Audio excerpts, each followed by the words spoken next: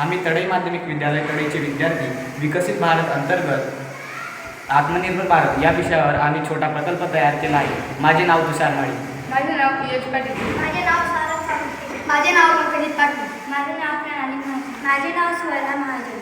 आजकाल रासायनिक खतांचा बेसुमार वापर केल्यामुळे शेतीची पोत बिघडते किंवा जमीन नापीक बनते आणि अशा रासायनिक खतांचा वापर केलेल्या कडधान्य जर आपण खाल्ले तर आपण अनेक रोगांना भेट देऊ शकतो।